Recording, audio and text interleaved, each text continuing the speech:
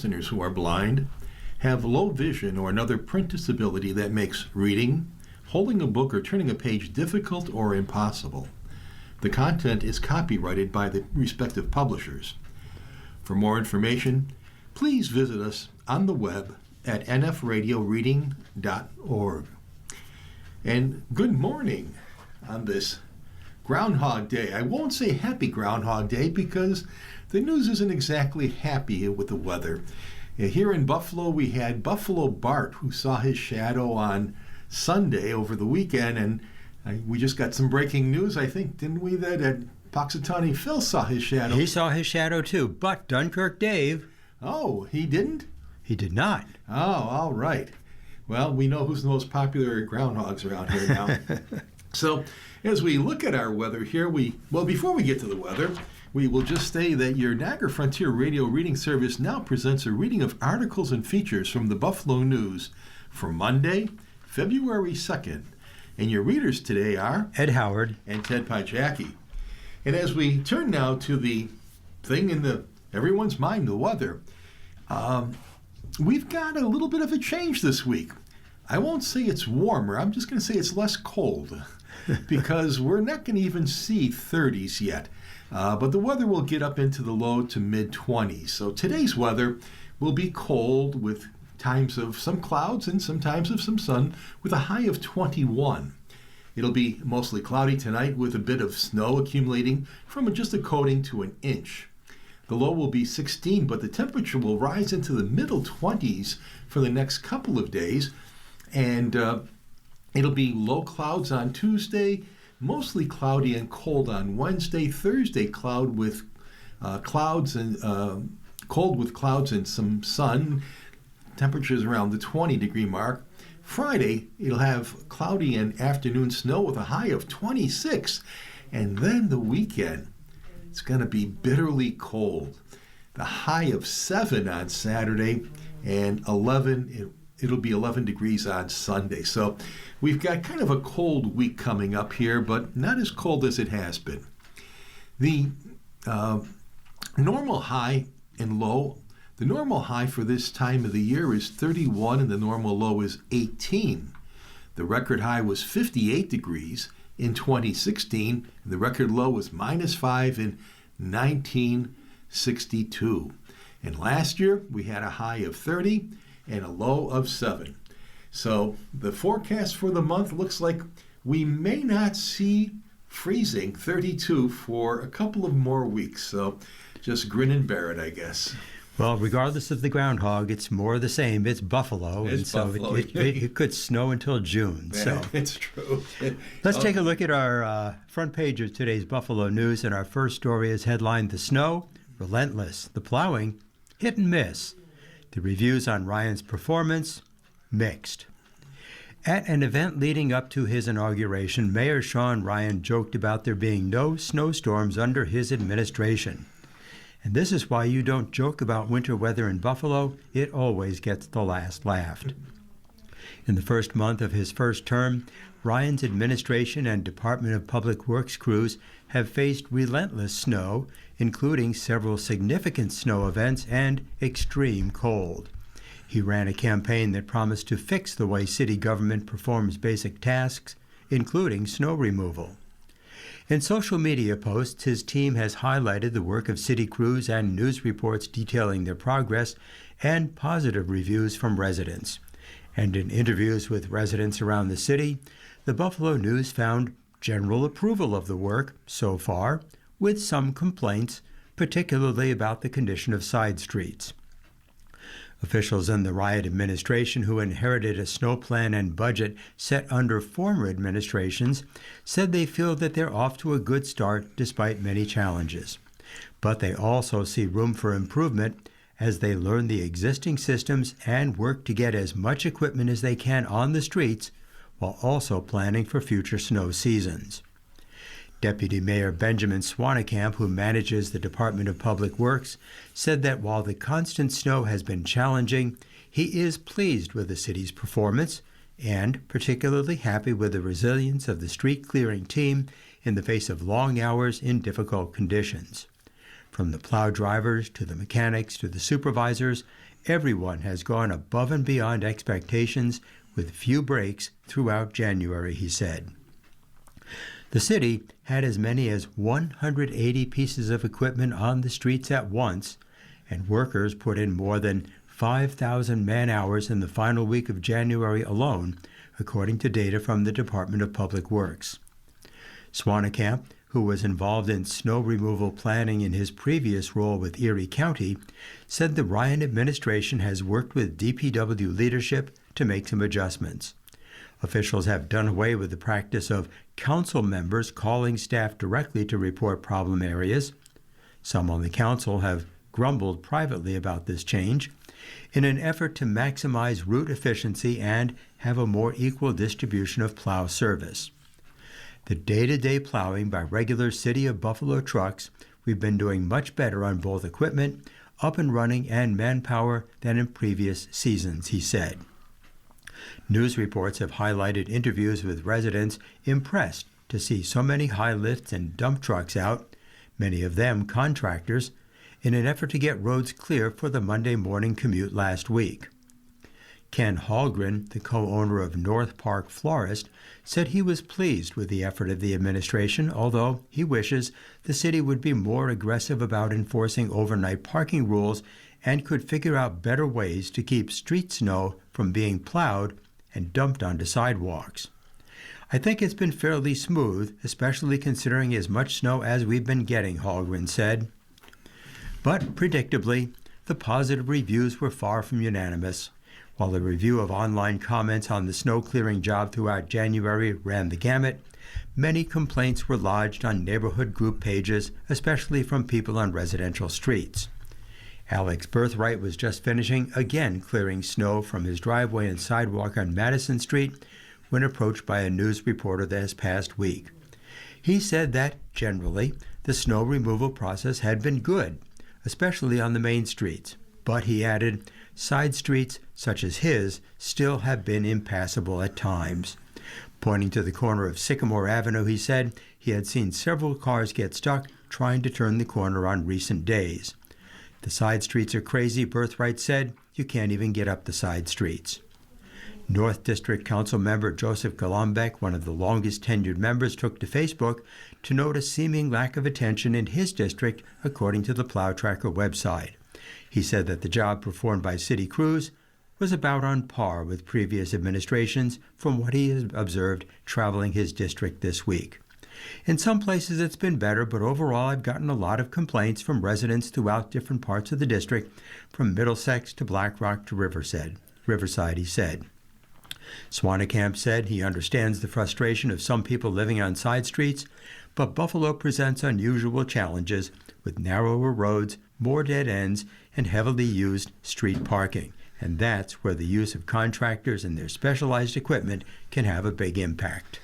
Well, when we talk about the snowfall and everything, next thing is, of course, about its effect on our health. And our next article talks about Medicaid data showing familiar health struggles in Erie County and concerning trends emerging. The best place to find a snapshot of the illnesses and diseases that plague Western New Yorkers is Medicaid aid data. What it shows for 2025 is a community dealing with long-standing health issues and a reason to remain concerned about the region's mental health. Every year, Erie County puts out an annual report on Medicaid data, which offers the best publicly available information about what drugs residents are taking and what chronic health conditions are pervasive in the community. Although Medicaid data includes only those people who are poor enough to qualify, between a quarter and a third of all county residents, adults and children, qualify for some form of Medicaid assistance. That makes Medicaid information the best single source of public health information for Erie County residents. In 2025, more than 260,000 residents qualified for Medicaid based on the latest numbers provided to the Buffalo News. Some things haven't changed too much. The most common drugs prescribed to county residents treat asthma and high cholesterol. That has been the case for years. We've all had too much fat, too much chicken wings, don't get enough exercise, said County Medicaid Inspector General Michael Shkulka. And the drugs that you are being prescribed all come from that. Some things have changed a lot. The percentage of Medicaid recipients being treated for mental health conditions has risen sharply over the past decade. Meanwhile, the state of the Medicaid program is in flux, with the past impact of COVID-19 and the future impact of the federal One Big Beautiful Bill Act marking sharp changes for the long-standing health insurance program. Here are 5 key takeaways from the Buffalo News analysis of the Medicaid data requested for the past 5 to 10 years. The top prescriptions match the top diseases. The top prescriptions for Medicaid recipients, albuterol and atorvastatin calcium, are used to treat asthma and high cholesterol, respectively. They've remained the top 2 most prescribed drugs since at least 2018, and for good reason. They align with chronic health conditions common to county residents and residents nationwide. High cholesterol is associated with heart disease, high blood pressure, and type 2 diabetes. Asthma ranks second to diabetes as the most prevalent chronic health condition broken out in county Medicaid data.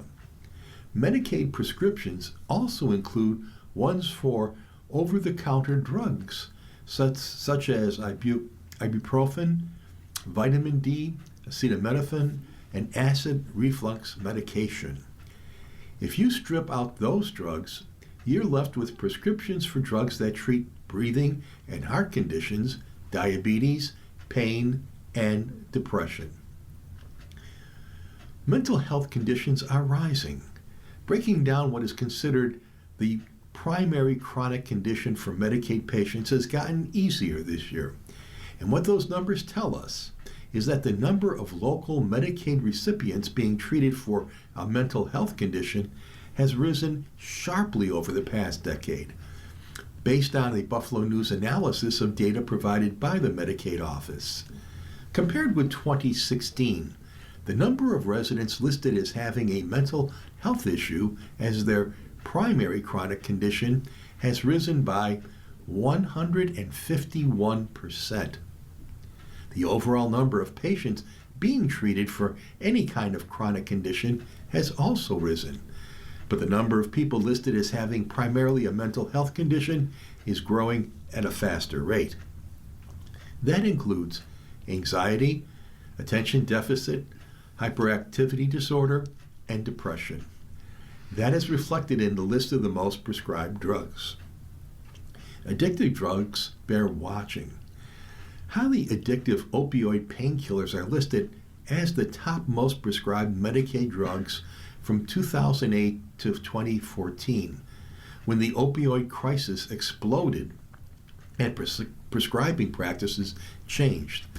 Those drugs have not appeared within the top 12 prescribed drugs since 2018. Other, safer pain-killing alternatives have taken their place.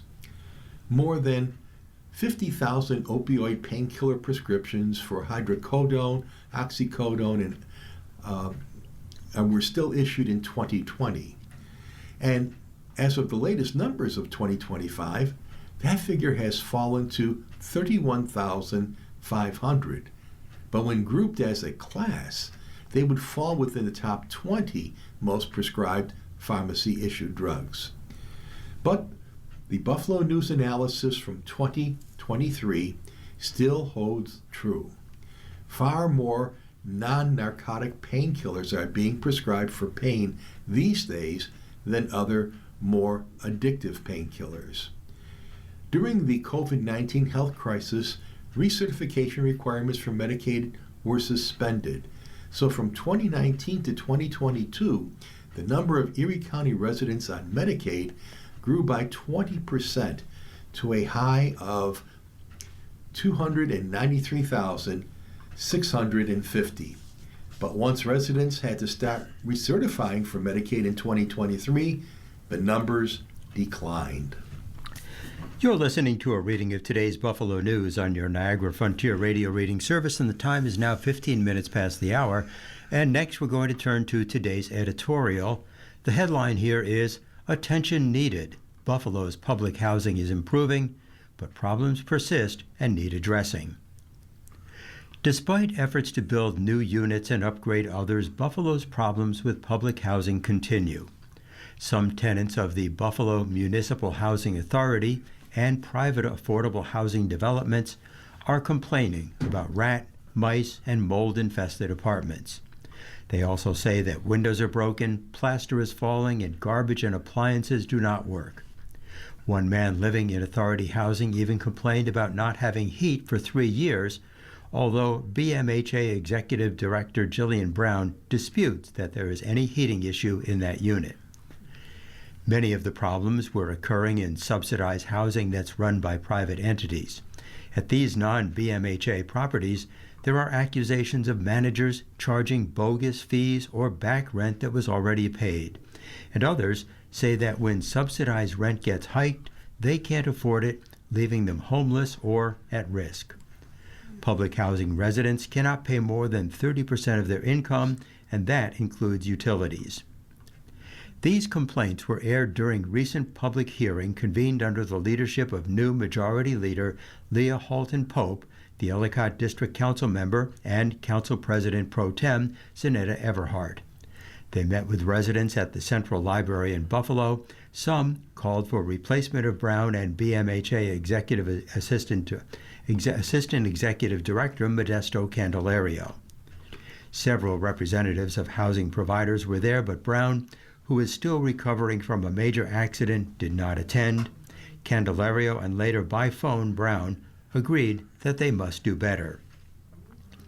Not all the complaints were aimed at the authority, but Brown admits that there is room for improvement, stating, "It was only a year ago that we got out of troubled status. We're still called substandard in the management indicator. I get it." He added that there are housing authorities across the country that do a better job in maintenance, but by and large, they are in smaller, with newer housing stock and different parts of the country.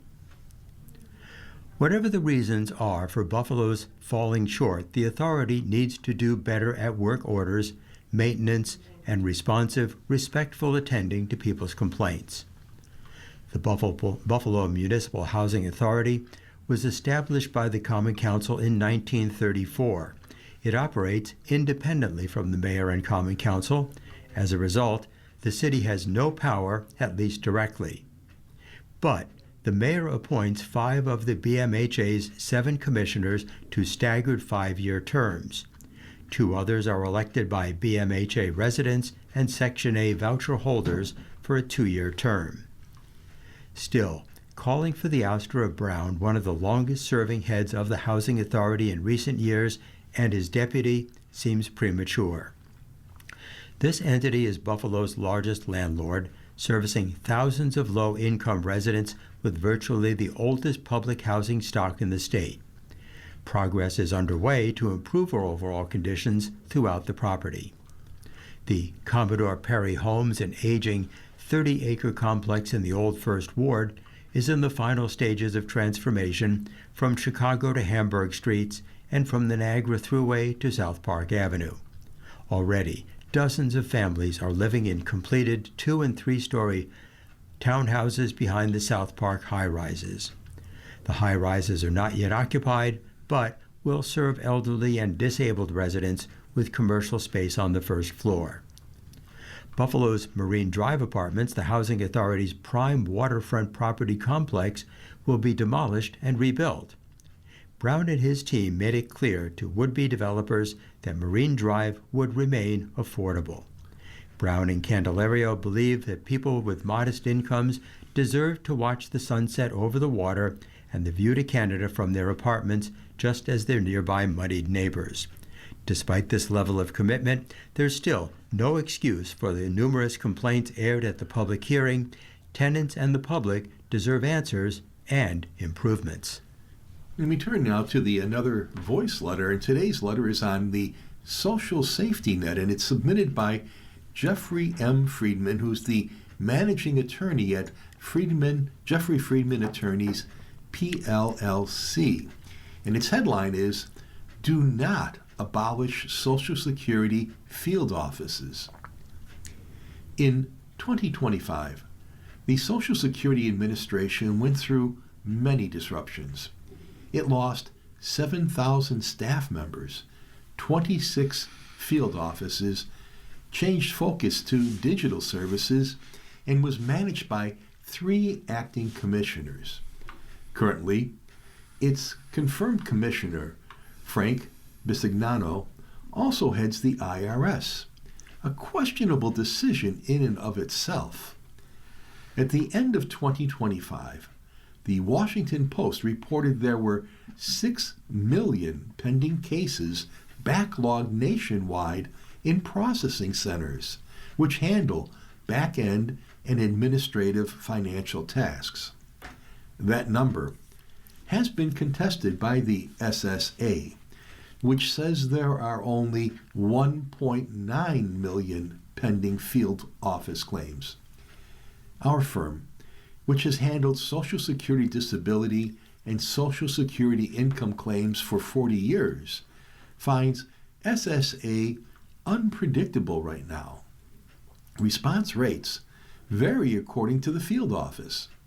One might take 3 to 6 months to process an initial application, another 4 to 8 months.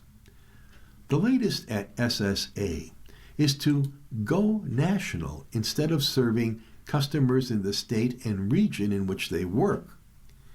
Wendell Primus, visiting fellow at the Center on Health Policy at the Brookings Institution, says even before all the changes, we needed more staff. We had backlogs. This is boneheaded and stupid. Training for handling a national caseload will be challenging, according to Kathleen Romig, the Director of Social Security and Disability Policy at the Center on Budget and Policy Priorities, who notes, quote, "Switching to a national caseload is a big departure from how SSA has done business. Boneheaded and stupid may seem harsh, but if changes implemented so far have not proven effective, why should this work? Americans struggle to get appointments at field offices. Older adults and those with disabilities who can't access the internet cannot complete simple tasks such as changing banking information.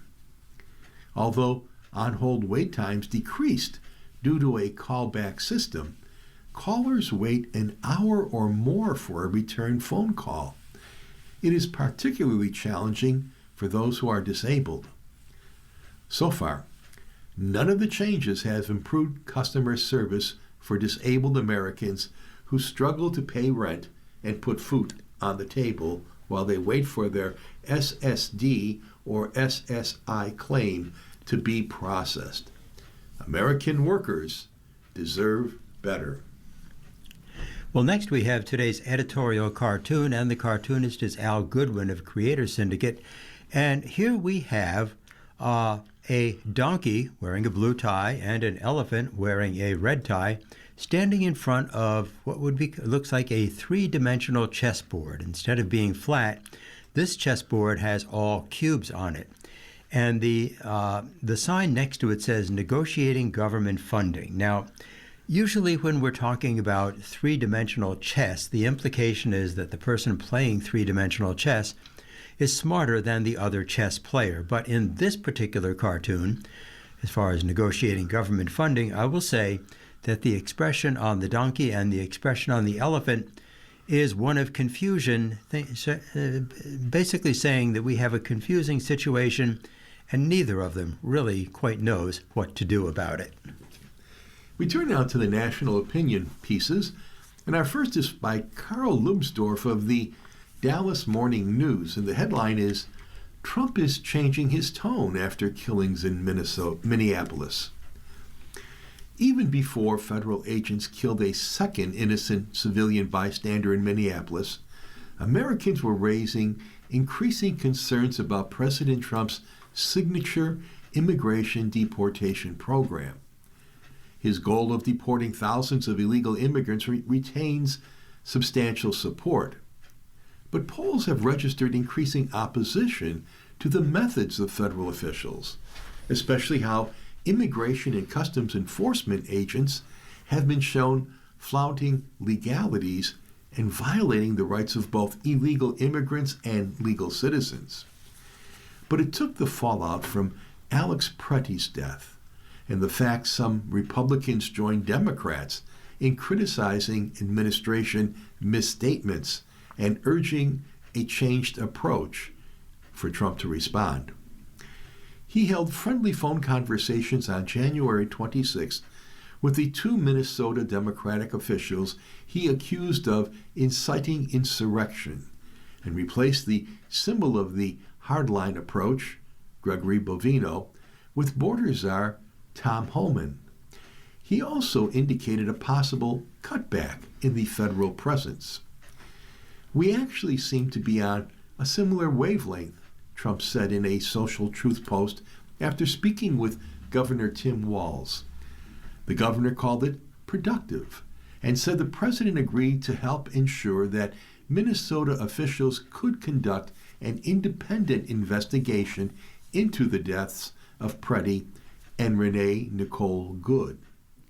Meanwhile, The Atlantic reported that Homeland Security Secretary Kristi Noem, who incorrectly blamed both victims for the incidents in which they were killed, and her top advisor, Corey Lewandowski, were in danger of losing their jobs.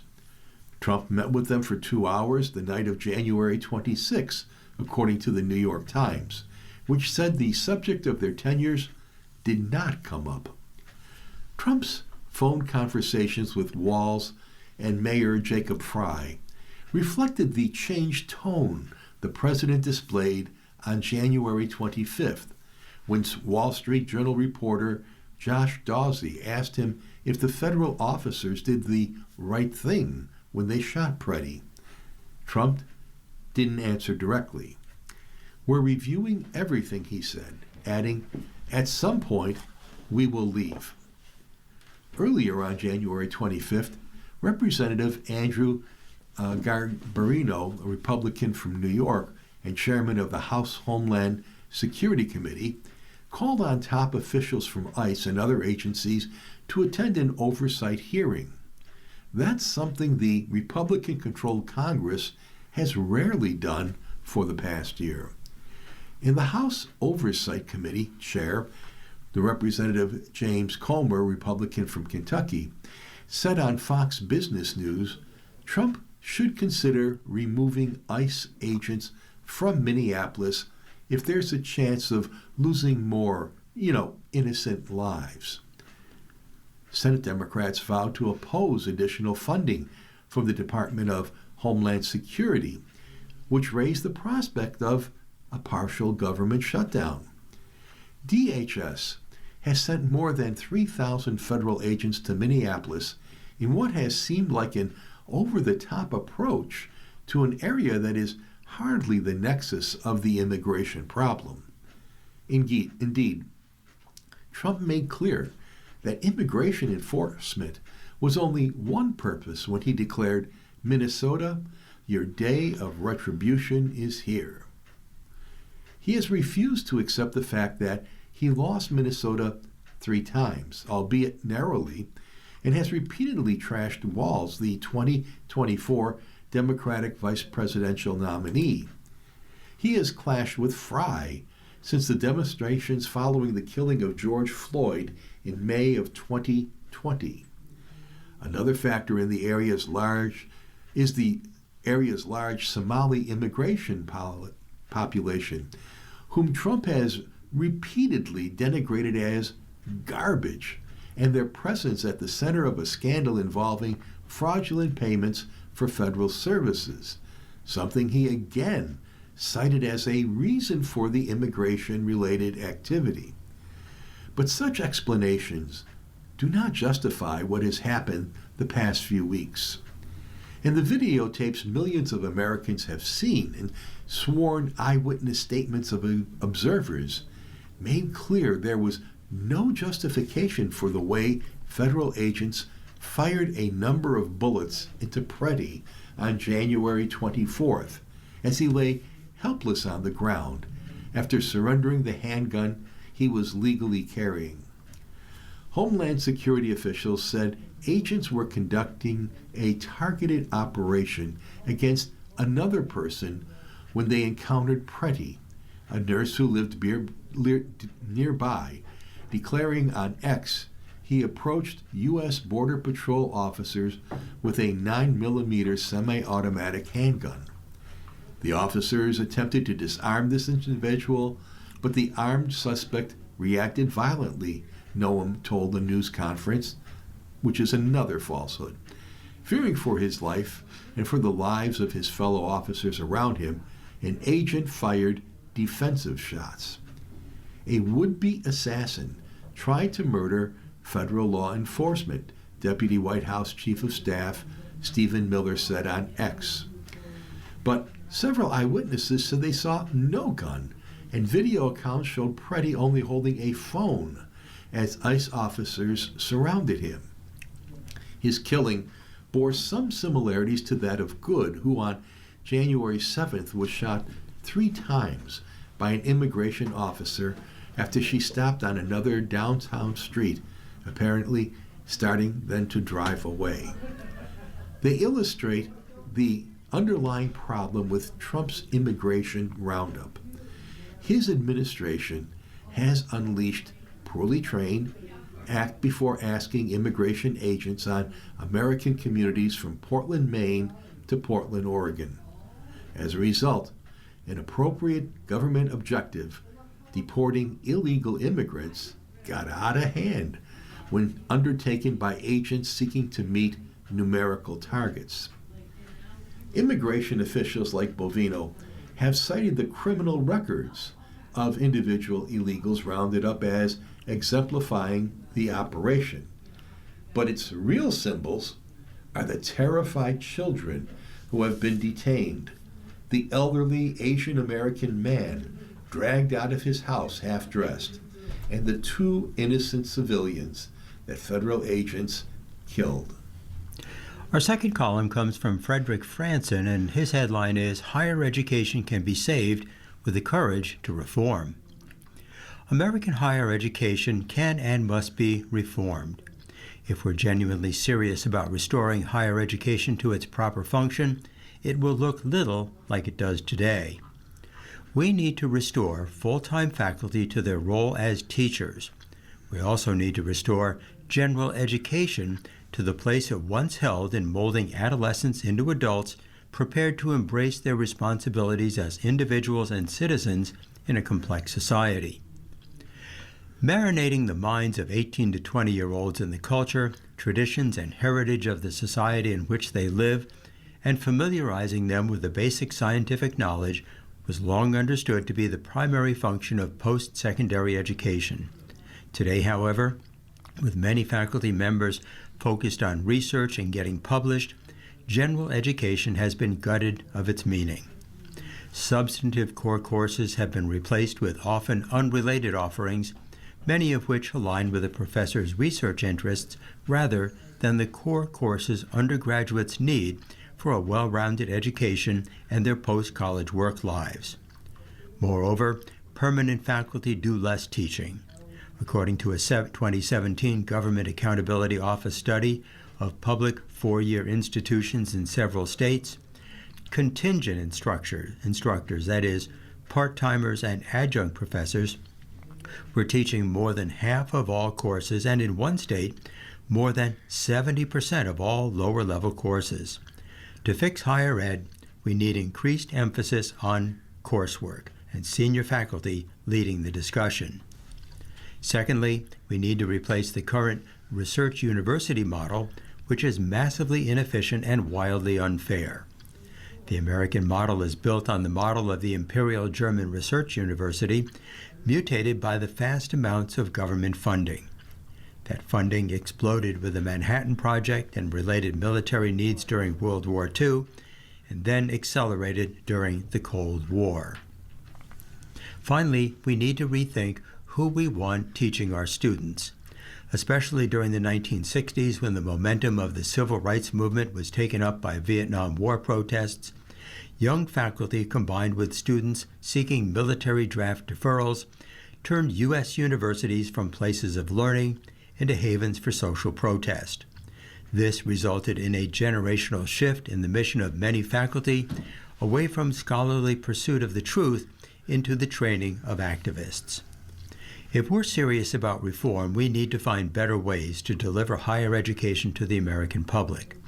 That will require rethinking the use of technology, balancing in-person group learning with asynchronous personal learning, and finding ways to maximize the precious time of truly excellent faculty. We can save American higher education. The question is, do we have the courage and the will? You are listening to a reading of today's Buffalo News on your Niagara Frontier Radio reading service. The time is 36 minutes after the hour. And returning back to the front page, Black History Centennial channels teaching despite Trump's actions. For academics, historians, and activists, the past year has been tumultuous in advocating the teaching of Black history in the United States. Despite last year proclaiming February as National Black History Month, President Trump started his second term by claiming some African American history lessons are meant to indoctrinate people into hating the country. The administration has dismantled Black history at national parks, most recently removing an exhibit on slavery in Philadelphia last month. Black history advocates see these acts and their chilling effect as scary and unprecedented. States and cities are nervous about retribution from the White House, said DeRay McKeeson, a longtime activist and executive director of Campaign Zero, an organization focused on police reform. So even the good people are just quieter now. In the 100th year since the nation's earliest observances of Black History Month, which began when scholar Carter G. Woodson pioneers the first Negro History Week, celebrations will go on. The current political climate has energized civil rights organizations, artists, and academics to engage young people on a full telling of America's story. There are hundreds of lectures, teach-ins, and even new books, from nonfiction to a graphic novel, to mark the milestone. About 3 years ago, Angelique Roche, a journalist and adjunct professor at Xavier University of Louisiana, accepted a once-in-a-lifetime invitation to be the writer of a graphic novel on the story of Opal Lee, the grandmother of Juneteenth. Lee, who will turn 100 in October, is largely credited for getting federal recognition for the June 19th holiday, commemorating the day when enslaved people in Texas learned they were emancipated. Under Trump, however, Juneteenth is no longer a free admission day at national parks. There is nothing indoctrinating about the facts that are based on primary sources that are highly researched, said Roche, who hopes the book makes it into libraries and classrooms. At the end of the day, what the story should actually tell people is that we're far more alike than we are different. When Trump's anti-DEI executive orders were issued last year, Jarvis Givens, a professor of African American Studies at Harvard, was thousands of miles away in London, where Black History Month is celebrated in October. He had already been contemplating writing a book for the centennial. Watching Trump's attack cemented the idea. The result is I'll Make Me a World, a 100-year journey of Black History Month, a book with 4 in-depth essays that also comes out on Tuesday. The title is a line from a 1920s poem, The Creation, by James Weldon Johnson, whose most famous poem, Lift Every Voice and Sing, is known as the Black National Anthem. Our next story is headlined Johnson, No Quick Vote Coming to End Partial Shutdown. House Speaker Mike Johnson said Sunday it will be a few days before a government funding package comes up for a vote, all but ensuring the partial federal shutdown will drag into the week as Democrats and Republicans debate reining in the Trump administration's sweeping immigration enforcement operations. Johnson signaled he's relying on help from President Trump to ensure passage. Trump struck a deal with senators to separate funding for the Department of Homeland Security from a broader package after public outrage over 2 shooting deaths during the protests in Minneapolis against Immigration and Customs Enforcement last month. The measure, approved Friday by the Senate, would fund DHS for 2 weeks and set up a deadline for Congress to debate and vote on new restrictions on ICE operations. The president is leading this, Johnson, a Republican of Louisiana, told Fox News on Sunday. It's his play to call and do it his way, the speaker said, adding that the Republican president has, quote, already conceded that he wants to turn down the volume, close quote, on federal immigration operations. Johnson faces a daunting challenge trying to muscle the funding legislation through the House while Democrats are refusing to provide the votes for speedy passage. They're demanding restraints on ICE that go beyond $20 million for body cameras that are already in the bill. They want to require that federal immigration agents unmask and identify themselves and are pressing for an end to roving patrols amid other changes. In political news, the Dems flip Texas Senate seat in a GOP stronghold. Democrat Taylor Remmett flipped the reliably Republican state Senate district in Texas in Saturday's special election, continuing a string of surprise victories for Democrats across the United States in the years since President Trump returned to the White House. Republican Lieutenant Governor Dan Patrick called it a wake-up call for Republicans across Texas, where the GOP controls every statewide office. Our voters cannot take anything for granted, Patrick wrote on X, while noting low turnout. Special elections are always unpredictable. I know the energy and strength the Republican grassroots in Texas possess. We will come out fighting with a new resolve, and we will take this seat back in November.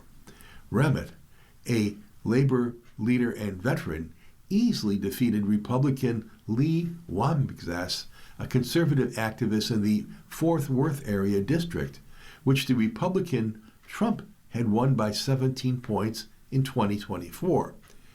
With almost all votes counted, Remmett was leading by more than 14 percentage points, a more than 30-point swing. This win goes to everyday working people, Remmett told supporters. Remmett's victory added to the Democrats' record of overperforming in special elections so far this cycle, beginning in March when they prevailed in a Pennsylvania legislative district made up of suburbanites and farmers that Democrats hadn't held in a century, and continuing through to November when they dominated candidate and ballot contests from Maine to California. Well, next we have a story that's headlined Clinging to Coal. Indonesia and Vietnam illustrate the challenges of fossil fuel dependency. Southeast Asia's demand for coal is growing faster than anywhere else in the world, undermining efforts to lower carbon emissions that contribute to global warming. Regional coal demand will rise by more than 4% a year through the end of this decade, driven by rising needs for electricity as economies grow across the region of more than 600 million people, according to a recent International Energy Agency report. Indonesia, a nation of about 285 million people, will account for more than half of that, followed by Vietnam. The trends raise questions over the $15.5 billion deals both countries signed in 2022 in just energy transition partnerships to help fund their renewable energy transitions. This is a decisive battle for Southeast Asia as the region bears much of the burden of extreme weather and other effects from climate change. We're standing on two opposite grounds, wanting to build clean energy but not letting go entirely of coal, said Catherine Hassan, an analyst with the Center for Research on Energy and Clean Air, a Finland-registered think tank. When burned, coal emits more planet-heating emissions than other fossil fuels like oil and gas. It also adds to toxic haze that often blankets many Southeast Asian cities. Coal supplies more than just a third of Southeast Asia's electricity, the IEA says, making it the third largest coal-consuming region in the world after India and China. Global coal demand is expected to plateau as alternatives expand and major coal buyers like South Korea cut back. However, Southeast Asia is headed in the opposite direction. The two main factors driving that trend are cost and energy security. Nobody burns coal for fun, said Paul Baruia of Future Coal, a group backed by the fossil fuel industry formerly known as the World Coal Association. Coal still underpins a level of energy security that the region needs, he said, noting coal cutbacks would mean writing off billions of dollars worth of fossil fuel and related infrastructure, including power plants and mines. A recent regional survey by Singapore's ISEAS Yusof Ishak Institute found a growing public preference for delaying giving up coal until 2030 or even 2040 as concerns over adequate power supplies and costs counter worries about climate change. Indonesia is the world's largest coal exporter and Southeast Asia's biggest carbon emitter. A years-long effort to retire a coal plant in West Java fell through last month, highlighting Indonesia's struggle to move beyond coal. That, and with the 2025 U.S. withdrawal from JETP, shook faith in the rollout of tangible projects in 2026. Indonesia's updated climate pledge, which dropped a promise to phase out coal by 2040, was rated critically insufficient by Climate Action Tracker, which said the country's aims don't align with the Paris Climate Agreement. The country is also considering reopening the door for construction of new coal plants. Vietnam expanded its solar generating capacity from 4 megawatts in 2015 to 16 gigawatts a decade later, and it plans to grow that to as much as 73.4 gigawatts by 2030. Yet, the country hit a record high in 2025 with the import of more than 65 million metric tons of coal, up 2.6% by volume from a year earlier, according to data from Vietnam's Customs Department. That partly reflects caution over generating capacity after power shortages in 2023, when a drought sapped hydropower output, causing about $1.4 billion in losses, according to the World Bank. As part of our newspaper reading, we now present the day's death listings. If you need any further information on any of these names, please call us at 716-821-5555. Again, that's 716-821-5555. We have one local death notice and 2 national obituary notices. The local notice is for Shearer Dennis J. of Clarence Center, the beloved husband of 58 years to Angela Mary Nee Grisanti Shearer. There will be a memorial service tomorrow at 10:30 at St. Mary's Church in Swarmville. In lieu of flowers, donations can be made to hospice and palliative care, as well as Roswell Park. In national news, one of the notices is for Demond Wilson, who found fame in the 1970s playing Lamont on Sanford and Son, and went on then to become a minister. He died, and he was 79 years old. The other one is for Dr. Wayne Amato, who made his first run for political office in 1974 and aimed high when he ran for governor of New York State. Amato passed away on January 24th at his daughter's home in Syracuse after a protracted battle with Parkinson's disease. He was 84 years old. If you need any further information on these names, please call us at 716-821-5555. Again, that's 716-821-5555. Well, now it's time to check our royal stars with Georgia Nichols. And if today is your birthday, happy birthday. You have analytical skills and a desire for perfection. You take command in a disciplined, strategic way. Exciting changes will give you increased personal freedom this year. Now, the stars show what kind of a day you're going to have, and everybody today is having either a 3-star day, which is average, or a 2-star day, which is so-so. So let's jump in. For Aries, it's a 2-star day. Parents need to be patient with their kids today to avoid hissy fits and meltdowns. Frankly, people all around you are quick to be angry and to feel hurt or offended. It's that kind of a day. Tonight, you should get organized. For us Taurians, it's a 2-star day. Steer clear of confrontations with bosses, parents, and authority figures today. Meanwhile, sudden interruptions might change your routine. Tonight, socialize. For Gemini, it's a little better. You're having a 3-star day. Keep your wits about you and pay attention to what you say and do today, because this is an accident-prone day for your sign. Tonight, you should cocoon. Cancer, sorry, it's a 2-star day.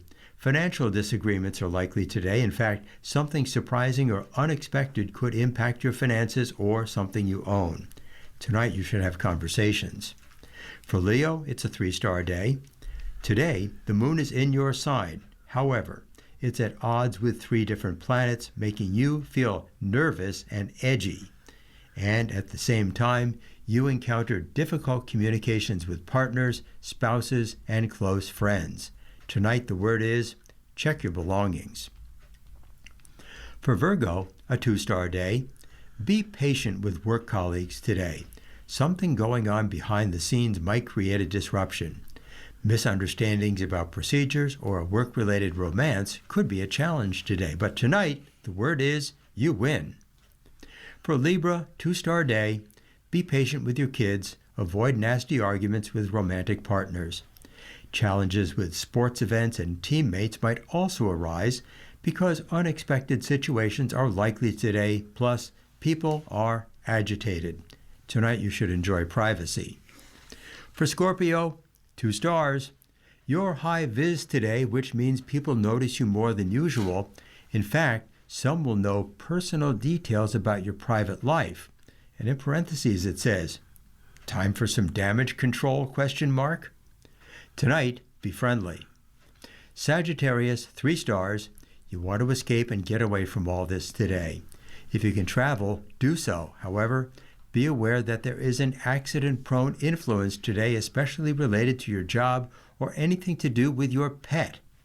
Tonight, you're noticed. For Capricorn, 2 stars. Social plans might change or be canceled today. Be vigilant about your kids to avoid accidents. Take care with sports-related activities as well, which are also accident-prone today. Tonight, explore and learn. For Aquarius, 2 stars. Today, the moon is opposite your sign, opposing both Mercury and Venus in your sign. The moon is also at odds with Uranus, creating unexpected situations that might take place at home or with a family member. Tonight, you should check your finances. And finally, for Pisces, it's 2 stars. Pay attention to everything you say and do, because this is an accident-prone day for your signs. Meanwhile, something going on behind the scenes might create problems for you or cause you to worry. So tonight you should listen and cooperate. And now it's time to take a look back in history to see what has happened on this date in history. In 1536, present-day Buenos Aires, Argentina, was founded by Spanish explorer Pedro de Mendoza. In 1653, New Amsterdam, now New York City, was incorporated as a city. In 1848, the Treaty of Guadalupe Hidalgo was signed, officially ending the Mexican-American War. In 1925, the legendary Alaska Serum Run ended as the last of a series of dog mushers brought life-saving medication to Nome, the scene of a diphtheria epidemic, traveling 674 miles in just 6 days. In 1943, the remainder of Nazi forces at the Battle of Stalingrad surrendered in a major victory for the Soviets in World War II. In 1990, in a dramatic concession to South Africa's black majority, President F.W. de Klerk lifted a ban on the African National Congress and promised to free Nelson Mandela. In 2013, former Navy SEAL and American sniper author Chris Kyle was fatally shot along with a friend at a gun range at Glen Close, Texas. Eddie Ray Routh was convicted of murder and sentenced to life in prison without parole. And in 2014, Oscar-winning actor Philip Seymour Hoffman was found dead from an accidental drug overdose.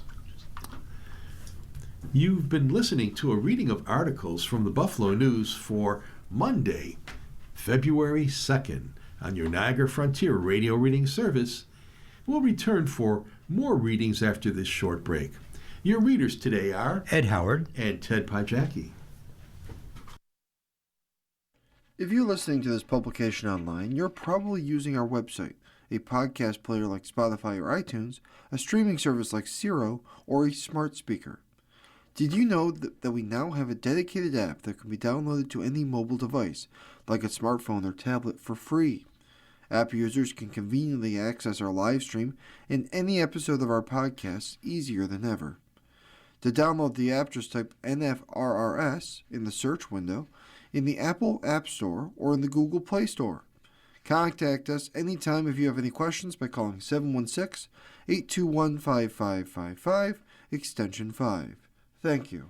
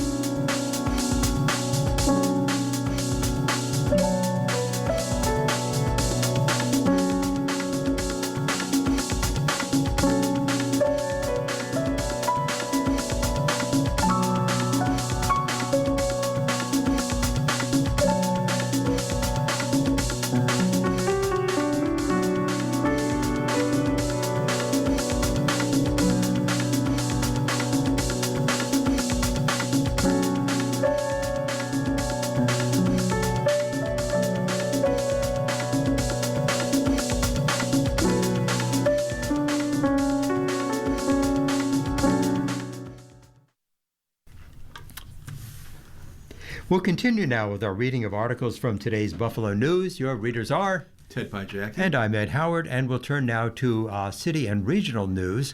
And our first headline is, Town Supervisor in Clarence presents a glowing review. Updates on recreation improvements, efforts to crack down on unsafe e-bike use, and the redevelopment of Eastern Hills Mall were the highlights of Clarence Supervisor Patrick Casilio's 2026 State of the Town message. Casilio, a Republican who has served as Clarence Supervisor for 10 years, lauded how much he said town departments and their employees were able to achieve over the past year while keeping town spending and taxes in check. He said the town has made improving its recreational offerings a priority and pointed to additions to Vogelsanger Park, the proposed construction of an inclusive playground, and the planned conversion of Clarence's old highway building into a recreation center. Casilio said the improper use of e-bikes and related vehicles remains a concern for town officials. The Clarence Town Board last year passed a law giving police the authority to impound electric and gas-powered vehicles and to issue fines for their misuse. And he said the town is waiting to find out whether it will receive a state grant to pay for sewer improvements needed for the transformation of Eastern Hills Mall, a closely watched project for the town and the region. Eastern Hills Living Center is our future, Casilio said, noting that large-scale subdivisions of single-family homes are not likely in Clarence again. Casilio tried something new with the format for the address this year. Instead of giving a speech, Casilio answered questions asked by Jonathan Blower, the town's Director of Community Development, as they sat in front of an audience Friday afternoon at Brookfield Country Club in Clarence. Here are some more details on these and some of the other items Casilio covered in his State of the Town. First, Eastern Hills Mall. The towns of Clarence and Amherst and Erie County have applied for a $30 million in state aid to pay for expanded sewer system to serve the town center planned for the mall site, Casilio said. The mall overhaul can't move forward without added sewer capacity, and that work is unlikely to happen without significant state support, he said. The town has rezoned the 100-acre mall property for reuse as a living center. Utaland Development and mall owner Mountain Development envision a mixed-use transformation with up to 4,000 people living there and as much as 3 million square feet of space at a cost approaching $1 billion. The developer said they're looking for one or more anchor tenants to build around the project's first phase, but construction hasn't started and it won't until the sewer upgrade is settled. E-bike safety. The town board last year passed a law meant to limit unsafe use of e-bikes, dirt bikes, and related vehicles on town roads and bike trails.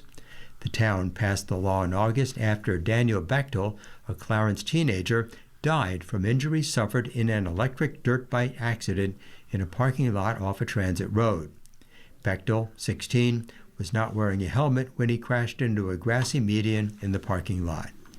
Casilio and Erie County Sheriff John Garcia produced a video on safe e-vehicle use. The town empowers police to impound vehicles if officers find they're being used illegally, and it imposes fines for reckless use of the vehicles. Recreation growth. Casilio said the town has made considerable investment in its recreational venues and more is on the way. He highlighted new pickleball, tennis, and basketball courts at Vogelsanger Park, where a new pavilion and walking paths also opened. He said the town and the Clarence Lions Club have won grant money for the town's first all-inclusive playground, set to be constructed at Town Place Park. Design work has started on the park, which has a $2 million budget and has received more than $750,000 in grant support. Clarence Hollow. The town wants to expand its municipal parking lot in Clarence Hollow into something that's more aesthetically attractive and that offers more services to people using the venue, Casilio said. As part of those efforts, the talk is in towns to buy an adjoining property, he said. That would allow the expansion of the amount of green space where the Clarence Farmers Market sets up during the summer and fall, Casilio said, and make room for bathrooms available year-round and a 2-story pavilion and some elements that would boost the property's visual appeal. In local news from the courts, this headline: Mom's killing was revenge for double murderer's son, who says abuse began at age 4. His mother held him at gunpoint when he was a child. She put a knife to his neck. She tried to rape him. Those are some of the abuse accusations made by Charles L. Jones against his mother, who he killed 6.5 years ago as part of a legal challenge to his 50-year prison sentence.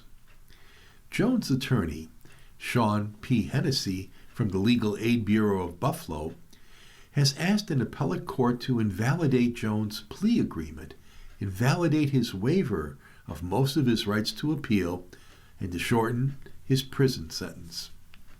If successful, Jones' case may be returned to Erie County Court for a new plea agreement or to go to trial. Jones stabbed his mother to death as revenge for years of severe abuse, according to court documents filed in his appeal, a case that is scheduled to be argued before an appellate panel later this month. Jones, currently housed in Attica Correctional Facility, twice pleaded guilty to killing his mother, Alethea Atwood Williams, and his ex-girlfriend, Jaquetta L. Lee. Most recently, Jones, who's 30, pleaded guilty in April 2023 to 2 counts of manslaughter for the killings of Lee, who was 25, and his mother, who was 52. Even though he pleaded guilty to both Lee and his mother on 2 separate occasions, Jones has also asserted that he didn't kill Lee. At his sentence in June 2023, Jones denied killing Lee, a move prosecutors characterize as another attempt by Jones to manipulate the system. He was allowed to withdraw his first plea after a judge found Jones did not receive meaningful representation from his first set of defense attorneys. Court papers filed by Jones' attorney for his appeal assert that the judge made errors in explaining Jones' rights to him, which should render the waiver of rights invalid. Defense attorneys also argue Jones received no benefit from his plea deal. Jones was originally charged with 2 counts of second-degree murder. If convicted of that crime, he could have faced up to life in prison. As part of the plea agreement, Jones waived his right to ask the court for a reduced sentence, which the court can consider for victims of domestic violence. In a bid to the appellate vision, Jones' attorney argues that Jones shouldn't have been allowed to waive a hearing allowed under the Domestic Violence Survivors Justice Act. In their written response to Jones' appeal, the Erie County District Attorney's Office, represented by Assistant District Attorney Tabitha Saladin, argued against each assertion from Jones' attorney. Attorneys are scheduled to argue the appeal of Jones' case in front of the Appellate Division, 4th Department in Rochester on February 26th. Well, next we have a column by Dan Higgins, headlined, "It's Only Football? Not in Buffalo." Did they dim the lights in South Beach in solemn tribute when the Miami Dolphins moved on from Mike McDaniel? Did the Baltimore Ravens fans spontaneously donate thousands of dollars to John Harbaugh's favorite charity just to say thank you? No and no. But in Buffalo, the firing of Bills head coach Sean McDermott whipped up a blizzard of emotion, a polar vortex of anger and disbelief, gratitude and grief. And that emotion led to action not often associated with a sports team announcing a coaching change. More than 81,000 people signed a petition demanding that McDermott get his job back. Several charitable efforts sprang up almost immediately, funneling tens of thousands of dollars toward causes associated with McDermott's time here. The Skincare Foundation Incorporated reported receiving $50,000 from Bills fans. The Make-A-Wish Foundation received more than $20,000. And then there was the snow sculpture. Outside Highmark Stadium, Eric Jones carved the following message out of a ton of snow. "Thanks, Coach." The larger-than-life sculpture said the C was wearing a baseball cap and a headset reminiscent of McDermott's silhouette on the Bills' sidelines. It wasn't a statement about the Bills' decisions, Jones told me. It was really about thanking Sean and his family for 9 years. It felt like something Western New York should do. We take our football personally here. Even as new head coach Joe Brady has begun assembling his team, people are recalling McDermott's firing with a "where were you when you heard the news" kind of intensity, normally associated with tragedy. Caitlin Crawford, for example, got lost in the moment. "I was emotionally devastated," she said. Crawford is a longtime Bills fan, a nurse, and a season ticket holder who also attends one away game every season. When news of McDermott's firing broke, she was standing in a holding area at Mercy Hospital visiting with her mother, who was waiting to be taken in for surgery. "I didn't even realize she'd gone back," Crawford said. "I was just stunned." Later, she told her mother why she seemed so distracted. Her mother was upset, too, about McDermott.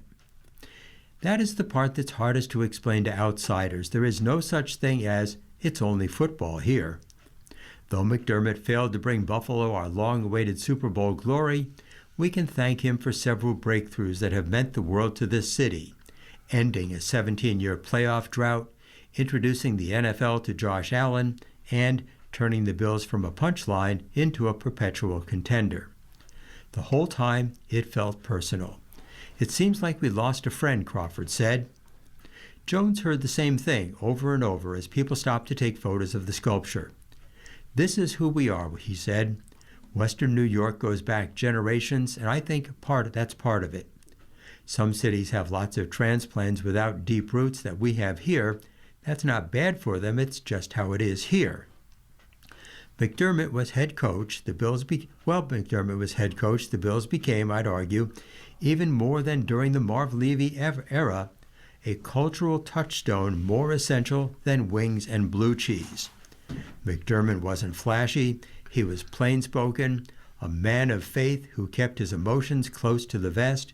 He told us to trust the process, and we pretty much did for 9 years. McDermott also deserves real credit for the culture he built. I'll remember his Bills as a team I felt comfortable letting my son admire, not just for how they played, but for how they carried themselves.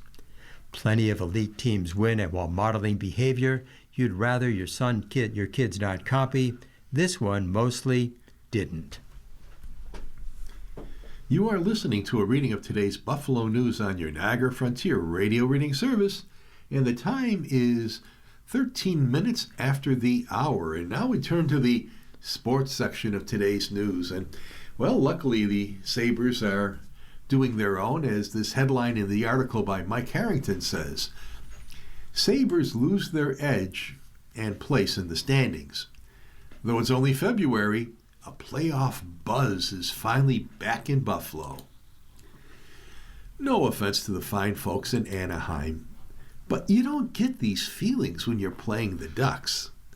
The Buffalo Sabres are living April and May in January and February, and it's glorious, even in defeat.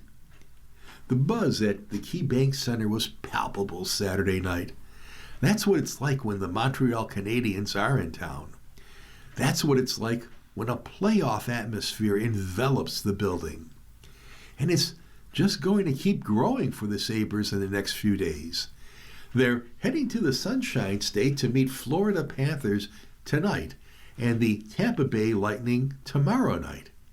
Then they host the Pittsburgh Penguins back here at home on Thursday in their final game before the Olympic break. You think those three teams know a thing or two or three or four about the playoffs? Since 2015, the Pens, Panthers, and Lightning have combined to win 6 Stanley Cups and made 9 trips to the Cup final. The Sabres, of course, haven't seen a single game in the postseason since 2011. but their 4-2 loss to the Montreal Canadiens felt every bit the part. These teams split 4 meetings this season, and Buffalo won 2 of 3 played in a 17-day span in January. If you wanted speed or physicality or goaltending or anything in between, you got it. Could you imagine what a 7-day game series between these clubs in the month of would be like? Goodness, it's exciting. These are the games you want to be in, said Sabres defenseman Owen Power, an absolute beast in the offensive zone in this one. It was a great atmosphere tonight, and it was a lot of fun coming down the stretch. I think we'll have a lot of games like these, he said. There were plenty of "Go Habs Go" chants that answered very well with some loud boos and responded with a "Let's go Buffalo." The crowd byplay was spectacular. The amount of red in the stands was not. Too many of you sold out your seats and probably rooted for your rooted from your couch. Too many Habs fans are all likely quick on the draw when individual seats went on sale in the fall. It was a tough sound at times and a rough look for the whole time. Even Sabres captain Rasmus Dahlin pointed it out. There was no hiding from it. When Cole Caulfield's second goal of the third period put the Habs in front 3-2 after a turnover in the corner by Michael Kesselring, the "Ole, Ole, Ole" song you could hear so often at the Bell Center rang through the Buffalo night. A tough puck. We thought we were breaking out, said Sabres coach Lindy Ruff. Just a dirty puck on the wall we didn't handle well. The Sabres, of course, have handled most everything thrown their way during their incredible 25-game stretch that has seen them go 24-1. It's almost surprising to see this one get away. This was really a 50-50 game. The Sabres led 2-1 through 40 minutes and were 24-1-0 this season when they were ahead at that point. But for the first time since their November 12th loss to Utah, they didn't win when leading after 2 periods. The Canadiens have incredible speed and a bang-up power play, and that makes them tough to handle for 60 minutes. They're going to be tough when it comes out to play-out time. So impressed by them. Great team, said Buffalo goalie Alex Lyon, whose 10-game winning streak went by the boards. It's not even the physical challenge as much as the mental challenge. I think they do a good job of showing up consistently, and you know you're going to be in a dogfight with them. The loss was a shame because the Sabres could have pulled within 1 point of second-place Detroit in the Atlantic Division. But it's crazy to fret over it. They can't be expected to win every game, even though it's felt like that for some weeks now. That was a really good competitive game, Ruff said. They had a few pockets of good shifts there in the third period that got us on our heels. We had a great push in the second, but we didn't quite make them pay for some of their mistakes. The Sabres better expect more dogfights this week. They've split their 2 meetings with Florida this season, both in Buffalo, and the Panthers assuredly will be ornery tonight after dropping 3 straight games, all by 1 goal. The Sabres have yet to play any of their games against Tampa Bay, which enters Sunday night stadium against Boston with an incredible 16-1-1 surge to the top of the Eastern Conference. This is a week many players in Buffalo's locker room could convincingly find daunting. But it's one that veterans with playoff experience like Lyon, Alex Tuch, and the 2022 champion Bowen Byram can help the team push through. It's the best. If you don't embrace it, That's when things can go sideways, said Lyon, a member of Florida's 2023 finalists. I think we just have to embrace the challenge. For as much as we've won, it doesn't mean much if you don't continue to back it up. Well, next, our headline is Arduous Art of a Deal. Bills went through an exhaustive interview process to select Brady as their head coach. Pete Gwelly felt the need to apologize.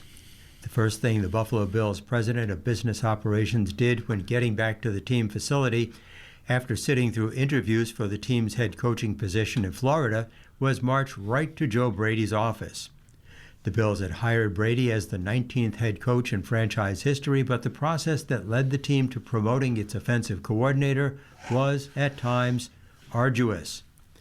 Gwelly and President of Football Operations General Manager Brandon Beane sat down with the Buffalo News on Thursday after Brady's introductory news conference to detail the process behind finding Sean McDermott's replacement. A total of 9 candidates were interviewed in 6 days. Brady was the first of those interviews, conducted just 2 days after the Bills moved on from McDermott after 9 seasons.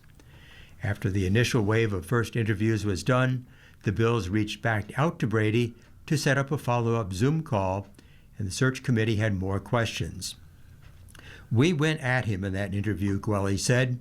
I didn't want him to take it as we weren't interested in him as coach, but there were questions that everybody wanted answered. The level of scrutiny that he was under was significant to the point where I kind of felt uncomfortable because we did know him, but we could not let him off the hook. We had to be very direct with him.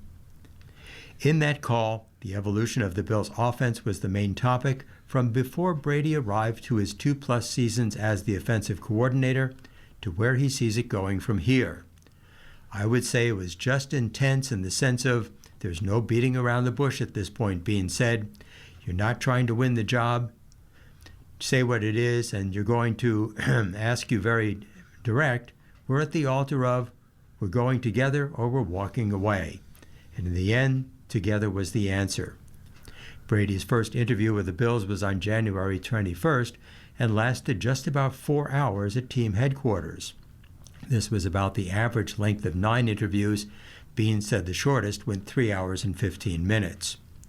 On January 22nd, the Bills interviewed former New York Giants head coach Brian Daboll and Indianapolis Colts defensive coordinator Lou Anarumo at One Bills Drive. Daboll, of course, has familiarity with the organization from his time spent as the Bills' offensive coordinator. After that, the search party shifted to team owner Terry Pegula's property in Boca Raton, Florida. The full interview committee for the Bills consisted of Pegula, Beane, Gwelly, assistant general managers Brian Gain and Terrence Gray, and 3 of the owner's children, Laura Kelly and Matthew. 2 interviews were conducted virtually with Denver Broncos pass game coordinator, quarterbacks coach Davis Webb, and Los Angeles Rams pass game coordinator Nate Scheelhaas. Beane, who had never run point on a head coach search, reached out to a couple of his counterparts in the league to get an idea of what worked and what didn't in the interview process. Each interview started with learning more about the candidate's journey to interviewing for a head coach position in the NFL, one of the 32 most coveted jobs on the planet. I learned about Joe's journey even more, like going to the Air Force Academy and what he took from there, Beane said. He told me how his parents raised him, the things he took from his mom, the things he took from his dad. From there, the interview transitioned into leadership style that sometimes led into discussions about staffing. A good deal of time was spent talking about staffing. Who did candidates have in mind for offensive coordinator and defensive coordinator? At least in the first interview, the Bills tried to create a relaxed, conversational atmosphere for those interviewing. Everything from the first phase of spring training practices, what they would look like, to going away for training camp, which Beane told all candidates the team is committed to, right up to setting up the initial 53-man roster was covered. About 3/4 of the way through the interview, Beane had the candidates take a break, and at that point they understandably might have been feeling a bit fried. The next step was the game management piece of the interview, Dennis Locke, the team's vice president of football operations, then had a 30-minute window carved into each interview. The Bills wanted to get a better understanding of each candidate's feel for game management and whether they relied more on analytics or their gut to make decisions. Locke prepared about 15 different scenarios for each category, and that is each candidate, starting with, "It's week 1 against the New England Patriots. You just won the coin toss. Are you taking the ball or you're deferring your decision, and why?" A couple hours after each interview, Locke would email Bean and committee with a review of each candidate's answers. That proved valuable in the interview process because Bean and company could review their notes to see how they matched up with Locke's report. It's funny because some guys would say, "I'm aggressive," but their answers were conservative, Bean said. Some of them you could tell, game management, they're going to need a lot of work, and some were pretty natural at it. In addition to game management portion of the interview, the Bills also had each candidate meet after their interview with team sports psychologist Dr. Desiree Festa.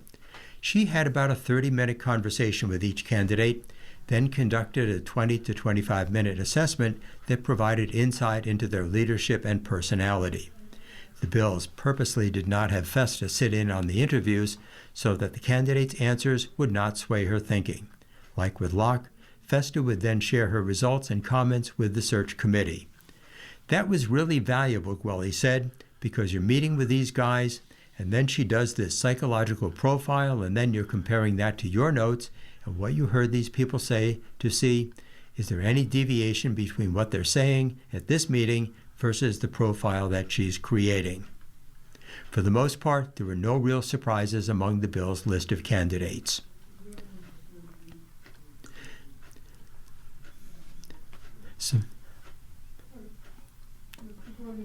Originally, Bean had asked his star quarterback if he would like to sit in one-on-one on each of the candidates outside the official interview just to see how the two meshed. Ultimately, however, Josh Allen ended up sitting up through all of the interview process.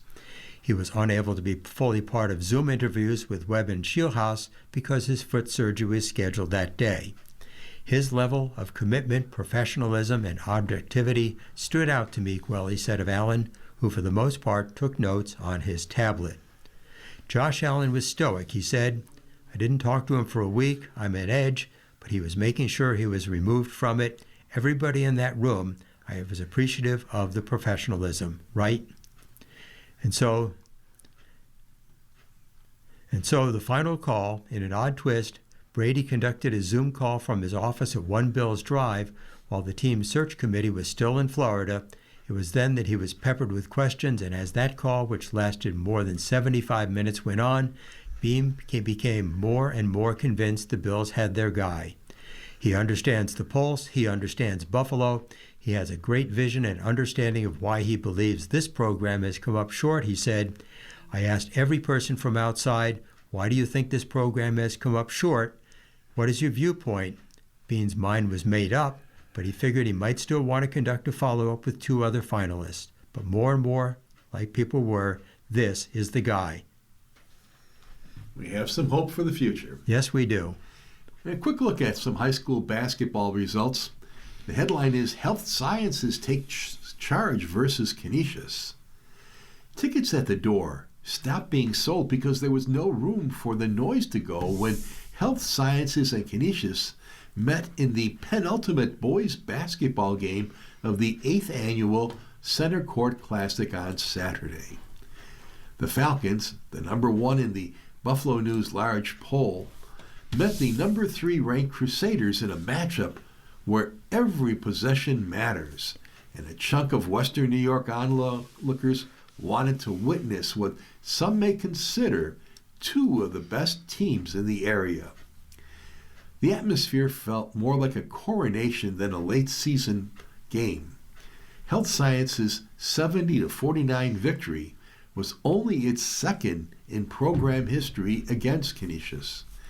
Obviously, Canisius is one of the top-tier teams in the city along with ourselves, Health Sciences coach Ty Parker said.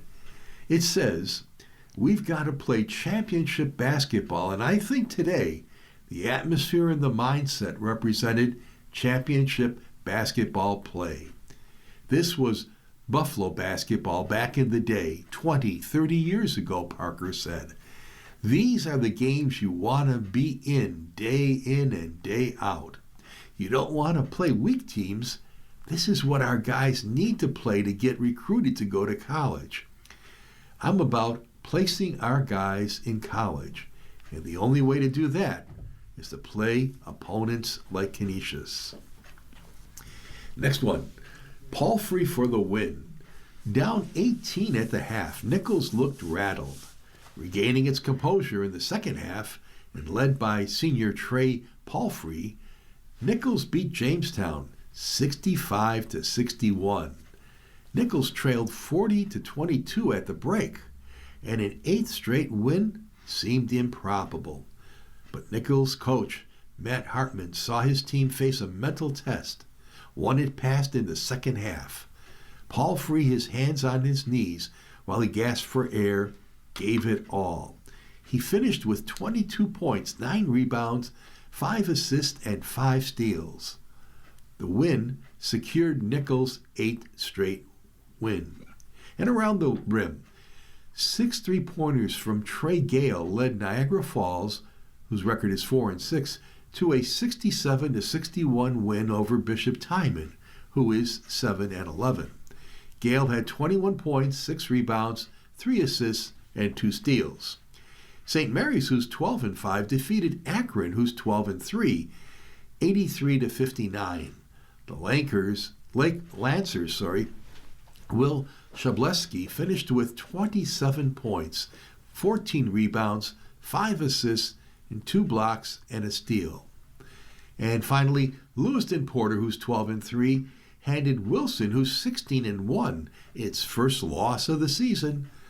Michael Wilkie, Brendan Barnwell, and Devin Barnwell combined for 10 3-pointers in the 55-52 win. The Lancers also forced the Lakemen to make 3 straight turnovers in the closing seconds. And just quickly, in lacrosse action, the Buffalo Bandits were mauled by the Colorado Mammoth 20-9 in Denver on Saturday night. Ooh. That's not even close. They're not having a good year. No. Well, you're listening to a reading of today's Buffalo News on your Niagara Frontier Radio reading service, and the time is 32 minutes past the hour, and it is time for Ask Eric. And the headline in today's Ask Eric column is, Friend's Boorish Husband Limits Social Interactions. Dear Eric, I've been friends with a woman for about 5 years now. We live abroad. However, I'm not and never have been a huge fan of her new husband. He talks over people or one-ups any statement and simply doesn't listen. He can't do turn-taking in conversation. I've asked a mutual friend if he's like this in his second language, and she confirmed that he is. He and my husband had a disagreement on a very sensitive topic for my husband, largely caused by his refusal to listen. Now, my husband won't tolerate small groups with him. We don't have a large friend circle, so small groups are all we have. Now, I rarely see my friend, and I always have to come up with an excuse as to why we can't accept invitations because I don't love hanging out with both of them, and my husband hates being relegated to the boys' corner and having to talk to him during any group outing. I'm at a loss. I really like her. It's hard to find down-to-earth people who are genuine like my friend, but her husband is always around and just so difficult to have fun with. How can I salvage the friendship but ditch her husband? Signed, Trying to Keep Old Friends. Dear Trying. Alas, you cannot divorce someone else's husband, so you may have to recalibrate your expectations regarding your friendship in order to salvage it.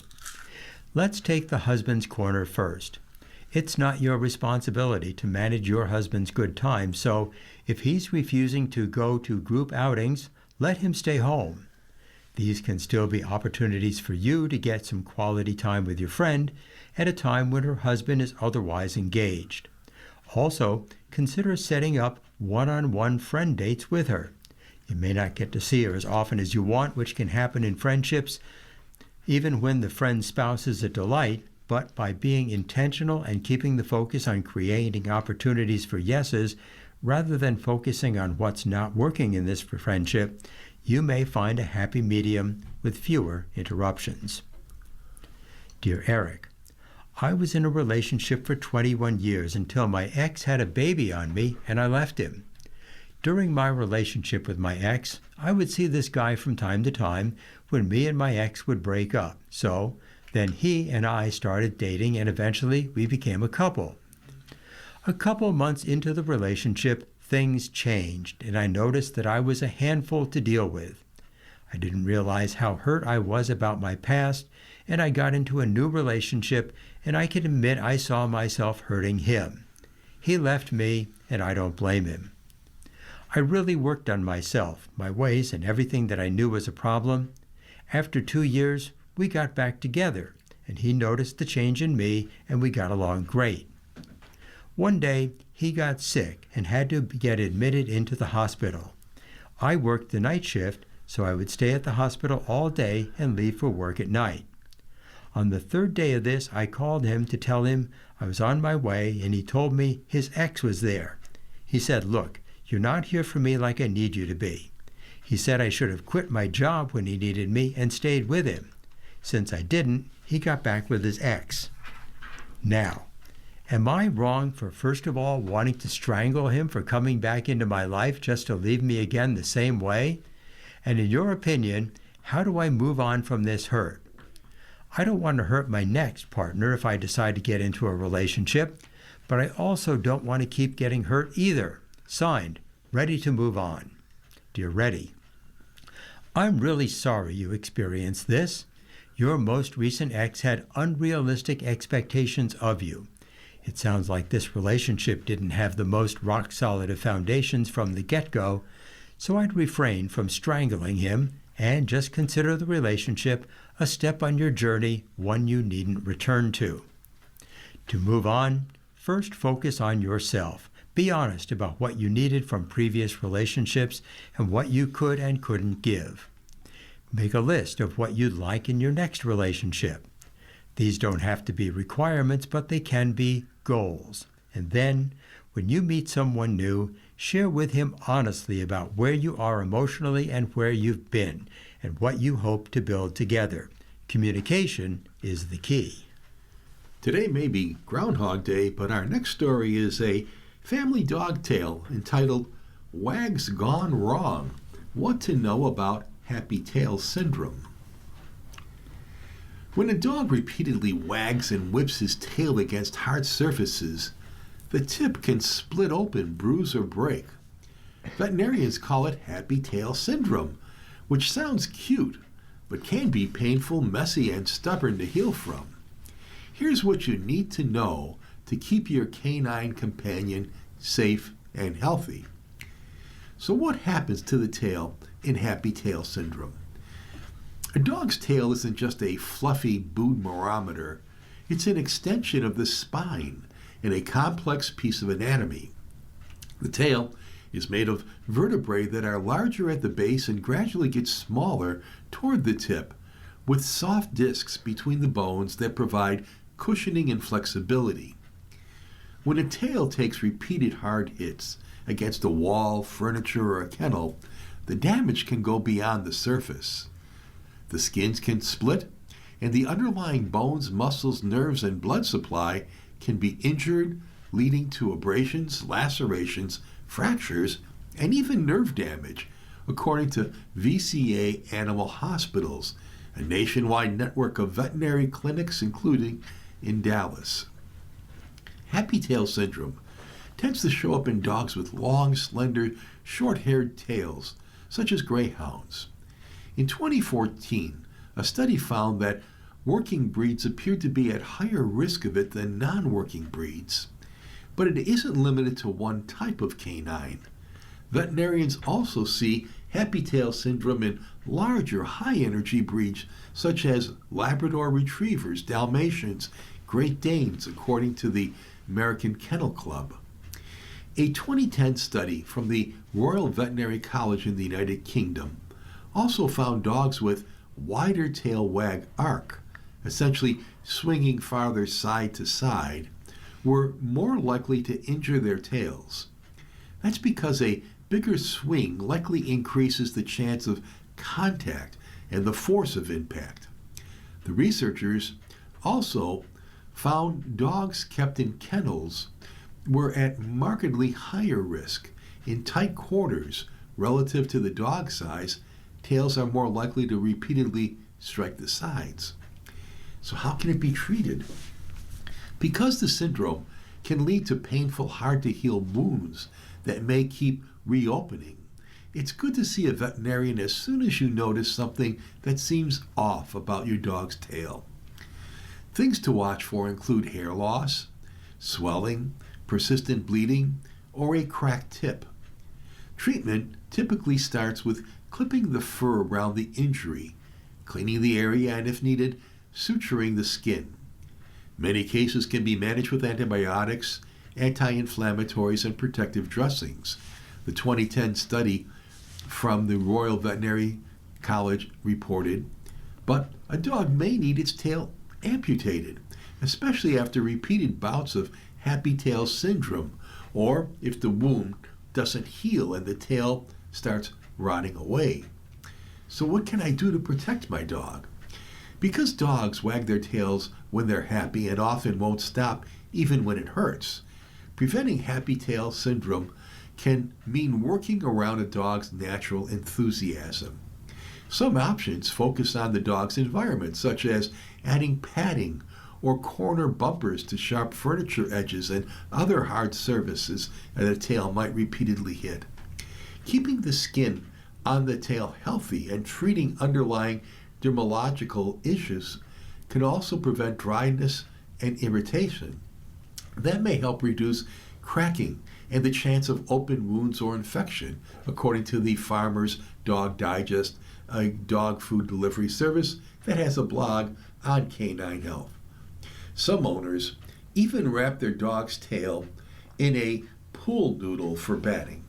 But fair warning, your dog may not appreciate that accessory. Well, next we have news from the war in Ukraine, and the headline here is Airstrike hits DTEK bus. At least 12 mine workers are killed. Peace talks are scheduled for this week. A Russian drone strike on a Ukrainian city of Dnipro hit a bus carrying mine workers and killed at least a dozen people, Ukrainian authorities said Sunday, hours after President Volodymyr Zelensky announced that in the next round of peace talks between Russian and Ukrainian delegations will take place Wednesday and Thursday. The strike injured several more people and sparked a fire that was subsequently put out, according to the emergency services. DTEK, Ukraine's largest private energy company, said it owned the bus and accused Russia of carrying out, quote, a large-scale terrorist attack on DTEK mines in the Dnipropetrovsk region, which is the capital in Dnipro. The epicenter of one of the attacks was a company bus transporting miners from the enterprise after a shift in the region, the company said in a Telegram post. The strike came days after U.S. President Donald Trump said the Kremlin agreed to temporarily halt targeting of the Ukrainian capital and other cities as the region suffers under freezing temperatures that have brought widespread hardship to Ukrainians. Ukrainian Energy Minister Denis Shmyhal on Sunday called the strike in Dnipro, quote, a cynical and targeted attack on energy sector workers, unquote, and said it occurred near the Ternivka mine east of the city. Hours earlier, Ukraine's emergency services reported that Russian attack drones injured 6 people at a maternity hospital in southern Ukraine on Sunday morning. Meanwhile, envoys from Russia, Ukraine, and the U.S. were expected to meet Sunday in Abu Dhabi to continue negotiations aimed at ending Moscow's all-out invasion of its neighbor. But on Sunday morning, Zelensky announced that they would take place next week instead.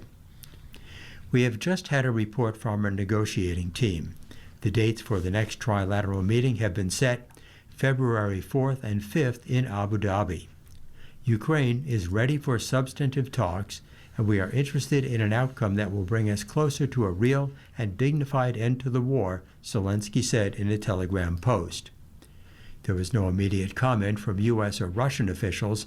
On Saturday afternoon, top Russian envoy Kirill Dmitriev said he had a constructive meeting with the U.S. peacemaking delegation in Florida. Officials have so far revealed few details of the talks in Abu Dhabi, which are part of a year-long effort by the Trump administration to steer the sides toward a peace deal and end almost 4 years of all-out war. Earlier on Sunday, Russian attack drones struck a maternity hospital in southern Ukraine, the Ukrainian Emergency Service reported. In a Telegram post, it said the strike wounded 3 women in the hospital and sparked a fire in the gynecology reception area that was later extinguished. In national news, ranks of rabbis in the U.S. include greater diversity. Rabbi Laura Geller recalls how, of the 30 people in her class at Hebrew Union College, she was the only woman. Ordained in 1976, she would go on to become one of the first women rabbis in the Jewish Reform movement. 50 years later, she's proud to have helped break that glass ceiling. Rabbis and rabbinical students in the United States are more diverse than ever today, with increasing numbers of women and LGBTQ+ people. Women from earlier generations who became rabbis marvel at the greater opportunities available for those pursuing clergy roles. Women have transformed Judaism, said Geller, the Rabbi Emerita of Temple Emmanuel of Beverly Hills, California. All the different kinds of movements have really noticed that Judaism needs to change because women's voices were ignored in the past. Orthodox branches of Judaism generally don't allow women to be rabbis, with some exceptions. But Reform and Conservative, the largest movements in the United States, permit it, as does the growing non-denominational branch. Nationwide, the Jewish community has become more diverse, so it makes sense that the rabbinate would be as well, said Janet Krasner Aronson, the interim director of the Cohen Center for Modern Jewish Studies at Brandeis University. A lot of people are entering the rabbinate and coming from very different backgrounds, and they really want to come in and shake things up a bit, she said. Rebecca Weintraub, Associate Rabbi of New York City's B'nai Jeshurun congregation, has witnessed this generational shift in liberal Jewish spaces. She is one of several women serving the congregation as rabbis. For a lot of the younger generation, when they think of a rabbi, many of them in their mind, the picture is a woman, Weintraub said. When I was growing up, when I would think of a rabbi, I'd think of a man. An organization that supports and trains Jewish spiritual leaders, ATRA, the Center for Rabbinic Innovation, has new research documenting the diversification of the U.S. rabbinate and its student pipeline. It recently surveyed stakeholders, including rabbis, students, schools, and other key Jewish institutions. ATRA's research affirms that men still make up the majority of the more than 4,000-strong non-ultra-Orthodox U.S. rabbinate, but women are now a sizable minority. There are also more LGBTQ+ people, Jews of color, and members of interfaith households. That increased diversity also is present in the non-Orthodox rabbinical schools where women are in the majority. We see an opening that did not exist for populations that once were not able to become rabbis, said Rabbi Shira Koch Epstein, ATRA's executive director. We still don't have parity of rabbis in the field, but we do see that we have many more women in the seminary. Among them is Sarah Lishkovitz, who moved from New Zealand to Los Angeles to enroll in Hebrew Union College, where her student cohort is entirely female. It's normal to me that a woman would be a rabbi, said Lifshitz, who will be ordained in May. It's a different world that I live in than people sort of 30 years ago, even 10 years ago. Well, Ted, today is Groundhog Day, so we're going to learn a little bit more about groundhogs here. And it says today, select groundhogs all over the United States and Canada will be the center of a holiday that began in the late 19th century. Now, I also took a moment and asked Google Gemini, their artificial intelligence service, how many groundhogs there are that forecast the weather in the United States, and they said there are approximately 74 recognized weather-predicting groundhogs and other critters across the United States. If you include our neighbors in Canada, the number of North American prognosticators jumps to about 88. And it says while dozens exist, the heavy hitters are Punxsutawney Phil. There's Staten Island Chuck, officially known as Charles G. Hogg, and he is widely considered to be the most accurate, boasting an 85% success rate in predicting the weather. There is also General Beauregard Lee in Georgia and Buckeye Chuck in Ohio, but I don't see any listing here for Dunkirk Dave, or who is it in Buffalo? Buffalo Bart. Buffalo Bart. Well, it says groundhogs purr, grunt, chuck, and make a shrill whistle when alarmed, and this is the reason for their colloquial names, siffleur, which is French for a whistler or a whistle pig. They can climb trees, they can swim, they can also run at speeds up to 10 miles an hour. Their bushy tail is 4 to 6 inches long. Punxsutawney Phil weighs between 11 and 17 pounds and is 22 inches long. In the wild, they can grow to between 6 and 15 pounds. The groundhog's incisor teeth are used to cut through roots and pry loose small stones while digging underground to make a burrow. Groundhogs are herbivores, and they move their mouth in a side-to-side motion while they are eating. And I think we all know that, according to the National Weather Service, if Punxsutawney Phil, any groundhog, I guess, sees their shadow, there's going to be 6 more weeks of winter weather, and if he doesn't see his shadow, there will be an early spring. Going back to 1886, 76.4% of the time, Punxsutawney Phil sees his shadow. He does not see his shadow only 16% of the time, and apparently about 7.5% of the time there is no record. So Gobbler's Knob is the epicenter of groundhog observation. It's a gently sloped amphitheater about 1.5 miles southeast of Punxsutawney. The ceremony begins at 3 a.m. with a bonfire, music, and fireworks, all leading up to daybreak. When Phil emerges from his burrow, the inner circle are formal attired members of the Groundhog Club on a mission to promote and protect the legend of Punxsutawney Phil.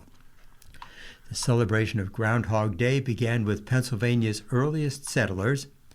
In Europe, hedgehogs are used to predict the weather. In America, groundhogs were abundant, so they were substituted. Candlemas Day, tradition says, for as the sun shines on Candlemas Day, so far will the snow swirl in May.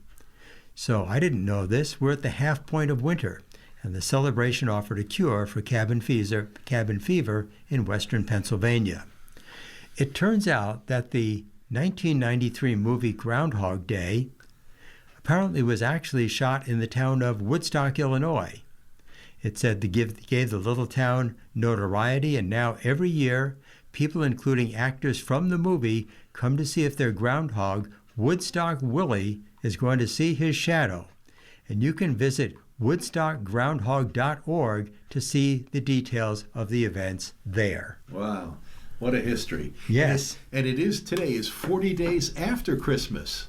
And that's why, it's there. There it is. The big number 40. You've been listening to a reading of articles and features from the Buffalo News for Monday, February 2nd. We read the Buffalo News live on weekday and Sunday mornings at 9 a.m. and rebroadcast at 4 p.m. For more information, call us at 716-821-5555. Your readers today have been Ed Howard and Ted Pajacki. Thank you for listening and have a good day. If you or people you know shop at any of the Dash's supermarkets, please save Dash's register tapes for radio reading. Our agency receives $2 for every $100 in Dash's register tapes. Radio reading has raised thousands of dollars so far. Anyone can drop off their Dash's tapes to the Niagara Frontier Radio Reading Service at 1199 Harlem Road, Cheektowaga, between William and Clinton Streets. Or Dash's tapes can be mailed to the Niagara Frontier Radio Reading Service at 1199 Harlem Road, Cheektowaga, New York, 14227. Any questions on Dash's tapes for radio reading? Call us at 716-821-5555, and thanks for caring. Radio Reading mails out a large print program schedule to our listeners every other month. If you have not received a Niagara Frontier Radio Reading Service large print program schedule in the mail, please call us at 716-821-5555. We will make sure that you receive one every other month. A Braille version of the schedule is also available upon request.